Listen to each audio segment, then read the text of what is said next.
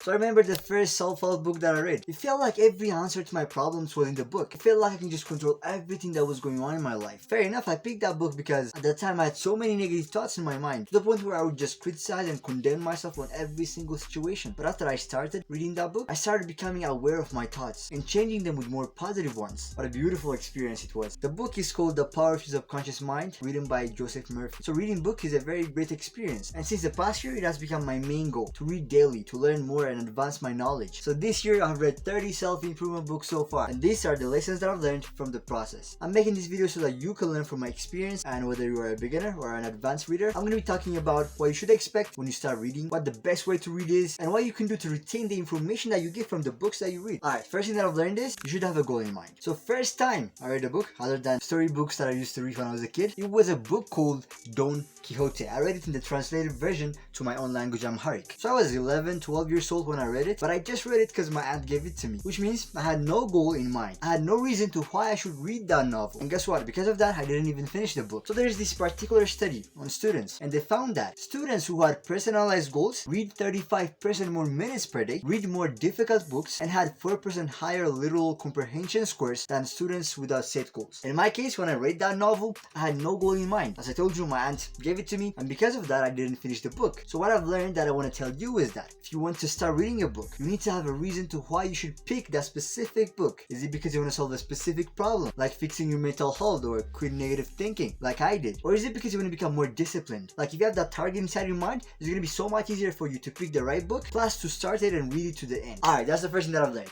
The second thing that I've learned is not how many books you read, but how much you can remember and execute. I think the biggest mistake that I made when I first reading a book was focusing too much on how many books I'm gonna read. I'd be like, oh yes, I've read 5 books, 10 books, 20, now let's get to 50, 100. But that way I would finish a book without even remembering a single thing that I've read. So hear me out. The best way to read and retain the information that you have read, plus execute it so you can get the best benefits, is through reading with introspection. There is this term in psychology called introspection and observation method. It is a method where an individual is looking within oneself. This helps people better recognize and understand what they're thinking and feeling. So you exactly do that when you're reading a book. Instead of going through the pages just roughly, go through every single sentence with introspection, gentleness, refinement, and precision. Don't ever leave a part of what is written there if you don't understand it. You don't understand a word? Search it on Google. Find the meaning in the dictionary. Because think about it, when authors write a book, they go through a lot of refinement process. They write every single word carefully, that every single word holds a meaning. So if you pick a book and you go through it just because you have to read a book a week, of course you can read 100 books, but not even understanding one of them. So one analogy that I want you to use to understand this better is depth versus length of an ocean. Book is just like an ocean, right? So